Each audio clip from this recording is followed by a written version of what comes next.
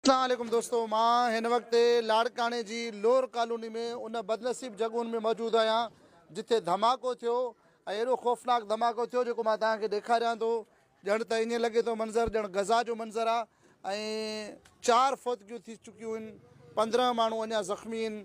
ऐं हिन वक़्त बि जेको आहे हिकिड़ो जवाद अली पुटु जावेद अली रिंद जेको आहे उहो वफ़ात करे वियो आहे। उनजे जनाज़े जी तयारी पई हले, पर उनखां अवल हिते ही जतोई साहब जो घरु आहे जंहिंमें धमाको थियो आहे।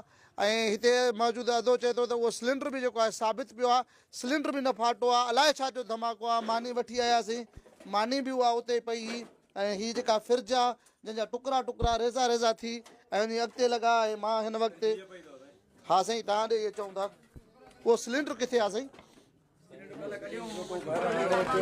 अचिजो अचिजो हेॾे अदा हेॾे जो जी अदा हिन वक़्तु ही मलबो आहे पूरो जेको तव्हांखे आउं ॾेखारियां थो। ऐं होॾां हीअ रिंद साहिबनि जी जाइ आहे उहा बि तबाह थी वई आहे। हीअ मुगेरी साहिब जी जॻह बि तबाह थी वई आहे। फिर्ज जा जेके आहिनि उहे धमाकेदार जेको फिर्ज जेका आहे उन जूं जेके रेज़ा रेज़ा थी वई आहे उहा वञी साम्हूं परे घर में लॻी आहे, परे प्लाट में लॻी आहे।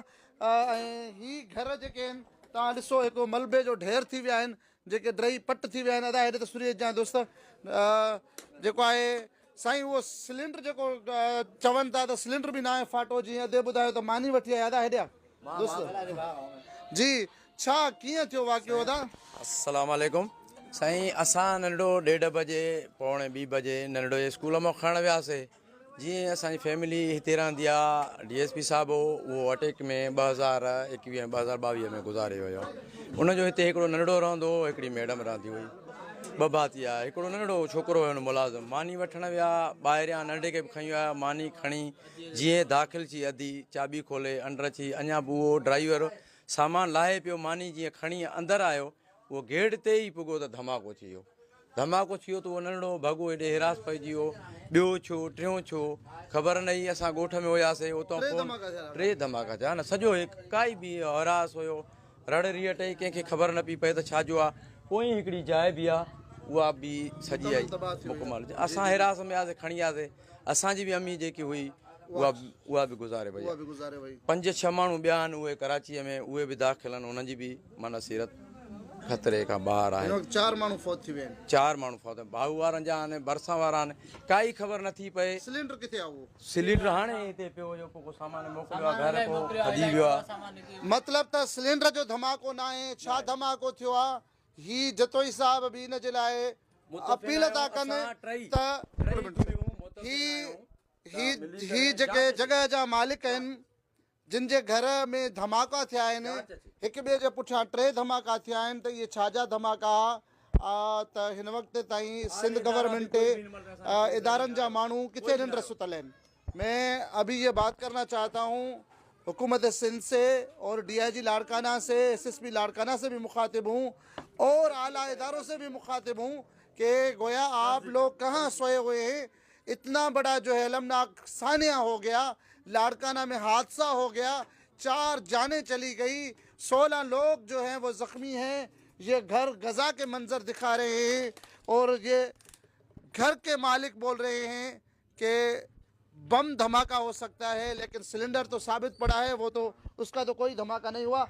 आइए मैं आपको दिखाता हूँ ये मनाजिर, जो खौफनाक मनाजिर हैं, अलमनाक मनाजिर हैं। और ये देखें मलबे के ढेर जहाँ पे हम खड़े हैं और आपको ये मनाजिर दिखा रहे हैं। यहाँ ये मुगेरी बिरादरी का घर है जिनका एक बच्चा और एक जो है औरत वो फौत हो गई और वो घर मालकिन वो फौत हो गई।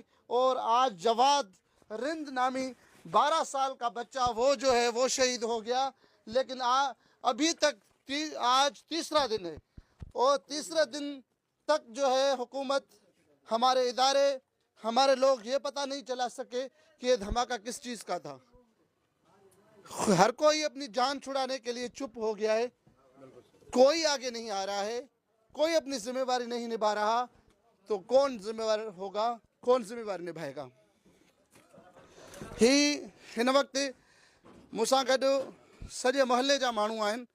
मां अव्हांखे ॾेखारियां थो, हिन सभिनीनि जो गॾियल मुतालबो आहे त जेको आहे हिन मामले जी जेका आहे उहा तहक़ीक़ात थिए अदा हेॾे फ्री आहे हीउ तव्हांजो घर आहे जी बाबा तुंहिंजो नालो छा आहे आगा आगा तव्हांजो केरु केरु फोत थियो आहे हाँ मुंहिंजी अबे जी मासात गुज़ारी हुई आहे ऐं मुंहिंजो मासात पंहिंजो सॻो मासात बि गुज़ारियो आहे चवनि था नंढड़ो आहे हिकिड़ो 5 सालनि जो हिकिड़ी अमड़ सां गुज़ारी हुई आहे 40 सालनि जी चवण जो मतिलबु इहो आहे त माना चवनि था सिलेंडर फाटो पर दरअसल सिलेंडर न आहे कोई हिननि जो जतन जो पंहिंजो अलाए छा मेटर जो को बि मसइलो हुयो बहरहाल बम में धमाको आहे जेको हितां गाड़ी नादरा ऐं शीशा भॼी चुका आहिनि उन खां अलावा साम्हूं हितां फ्रिज किरी आहे छिकी आहे उहो साम्हूं भित में वञी फ्रिज लॻी आहे सम्झो बाबा असांजो किसो इहो मुतालबो आहे असांखे इंसाफ़ु खपे तॾो लॻो पियो घर ॾे तॾो जंहिं ॾींहुं खयोंसीं असां मुतालबो वठंदासीं असां रोडनि ते निकिरंदासीं असांखे पंहिंजो इंसाफ़ु खपे बाबा ॻाल्हि इहा ई आहे त हिते हिन जेके 3 मुतासिर अहम घर थिया आहिनि जेके उहे 3 आहिनि हिकिड़ो जतोई साहिबु आहे हिकिड़ो मुगेरी साहिबु आहे हिकिड़ो रिंद साहिबु आहे टिनिनि जो गॾियल मुश्तरिका मुतालबो आहे त हिन ॻाल्हि जी तहक़ीक़ थियणु खपे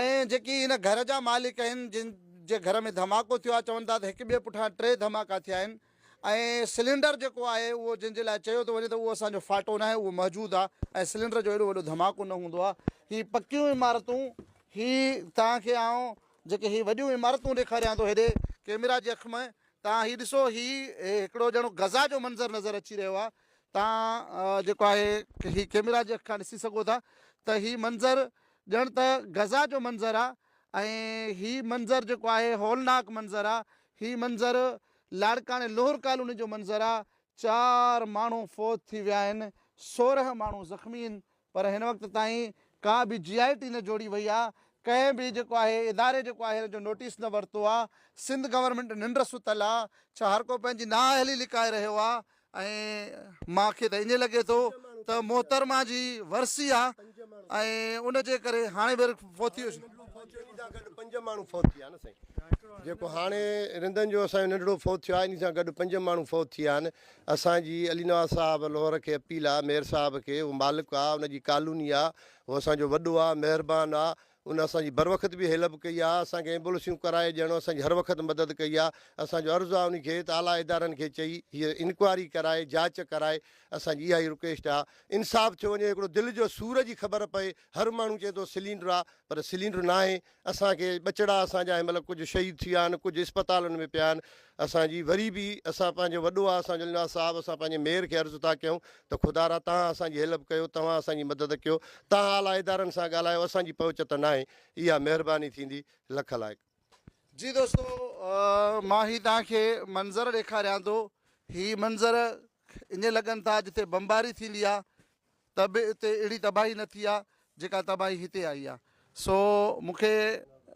जेको हे मुंहिंजो वीडियो पैगाम ॿुधनि था ॾिसनि था त मुंहिंजी हुकूमत वक़्त खां जेको आहे मुतालबो आहे सिंध गवर्नमेंट खां मुतालबो आहे त बराए महिरबानी हिन मामले जी GIT जोड़ियो ऐं हीअ ॾिसो जॻहियूं जेके आहिनि इहे मिसमार थी चुकियूं आहिनि यानी 3 जॻहियूं हिन लेन वारियूं 3 पोयां थी वियूं आहिनि 6 जॻहियूं त इहे मुकमिल तबाह थी वियूं आहिनि ऐं हिननि में 5 माण्हू जेके आहिनि उहे शहीद थी चुका आहिनि 16 माण्हू जेके आहिनि उहे हिन वक़्तु तशवीशनाक हालत में आहिनि सो हीउ वॾो हादसो आहे हिकिड़ो वॾो वाक़ियो आहे पोइ हिन वाक़िए ते जेका आहे ख़ामोशी असांखे सम्झ में नथी अचे त हिन वाक़िए ते आख़िरकार ख़ामोशी छो अख़्तियार कई विया इहो हिकिड़ो सुवालु आहे इन सुवाल जे जवाब जे लाइ वरी सुभाणे ईंदासीं ऐं तफ़सीली हिकिड़ो जेको आहे ॾींहंनि जी रोशनी में वीडियो ठाहींदासीं ऐं उमेदु था कयूं ऐं मुतालबो था कयूं त हिन वाक़िए खे इन आम न वरितो वञे हिन वाक़िए ते GIT जोड़ी वञे ऐं हिन जा जेके आहिनि उहे जेके हक़ाइक़ आहिनि उहे माण्हुनि जे आॾो आंदा वञनि त आख़िरकार हिकु रहायशी कॉलोनी में लोहर कॉलोनी में एॾो वॾो धमाको कीअं ऐं किथां थियो जॾहिं त सिलेंडर बि साबित मिलियो आहे